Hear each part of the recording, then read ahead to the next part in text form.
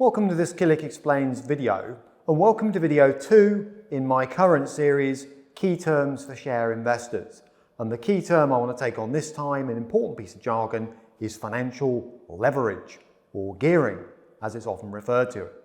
Now, the background to this is we are in a tougher climate than we were 2 or 3 years ago. Inflation's on the rise, interest rates have risen, China's under pressure as I make this video in 2023, there's a war on.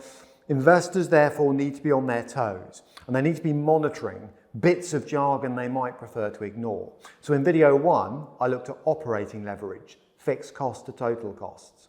Here, I want to look at financial leverage, and in video 3, the important working capital cycle. So what is financial leverage?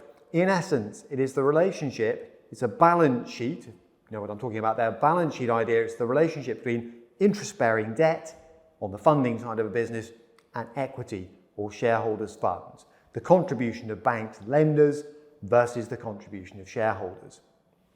Now, why do firms borrow money?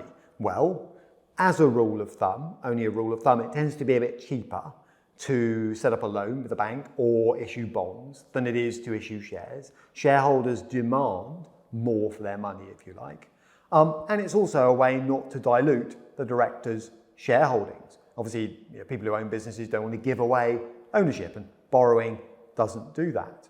It often also suits investors, so there's got to be something in it for both parties, because interest has to be paid before dividends on shares, so investors quite like that. Coupons are paid first, and the capital is a little bit safer, because were a company to be liquidated, bondholders, banks have to be paid out first ahead of shareholders. So it's kind of a win-win, but it can be risky, and the current climate is exposing that risk. We've got rising interest rates, increasing the cost of borrowing. Companies simply cannot necessarily ignore rising interest rates. They have to think about how they're going to compensate bondholders and so on for that. Now, a fixed income to some degree locks in those bondholders, but the yield will reflect what's happening in the interest rate market.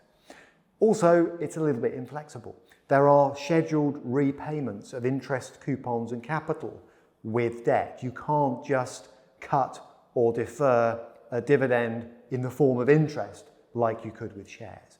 And assets may underpin the borrowing. So often bonds, for example, are secured in some way, or loans are secured on business assets.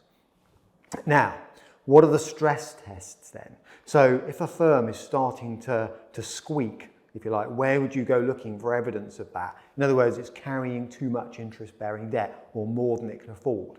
Well, there's gearing. Gearing looks at the relationship between interest-bearing debt and equity. I'll come back to that in a moment. And then there's interest cover. That's a bit like saying to somebody, I see how big your mortgage is relative to the equity in your property, but do I know whether you can afford it or not? Not really. For that, I need to look at how many times your salary covers your mortgage interest bill. Or for a business, we also need to look at how many times profit covers the interest bill, or cash flows cover the interest cash cost, because that gives a window into overall affordability. Some businesses can afford to carry more debt than others. Now, what can go wrong? Why am I stressing a focus on financial leverage or gearing? Well, let's take a very simple example. A firm has assets of 100 million, let's say at today's value. 100% funded with equity, so no debt, no borrowing. If those assets slide 50% in value in a bear market to only 50 million, that's bad, but it means that the equity in the business, were you to liquidate it, is still worth 50 million. In other words, whatever the business has is owned 100% by those equity shareholders. But now let's change the facts. Let's say we start with 100 million of assets, half of it funded by shareholders who've put their money in, and half of it borrowed from a bank.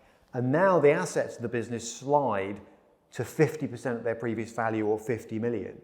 Suddenly, if you were to wind up the business right now, you'd have to pay back that debt first. I mentioned debt has the first claim on capital. That would, in theory, wipe out the 50 million of assets, because you'd sell them to pay off the loan and leave shareholders with nothing. So in that scenario, much higher gearing, equity could be wiped out altogether. And that's the danger. Now, banks and lenders may wait until the right moment to pull the rug in that kind of manner, but it can happen. So do keep an eye on not just operating leverage, but also financial leverage. And where you see the two together, keep a very keen eye on how the directors are managing both. Now, to find out more about what debt does to shareholder returns, there's my library, killick.com/learn. Have a look down the tabs here. Shares tab, not a bad place to go, for example. For my How to Invest in Equities guide with a light blue cover, 1 of 6, editor@killick.com will get you one of those. And if you'd like to read all about it, the research team here will be keeping an eye on highly leveraged businesses. Then the quarterly magazine Confidant is also available, editor@killick.com.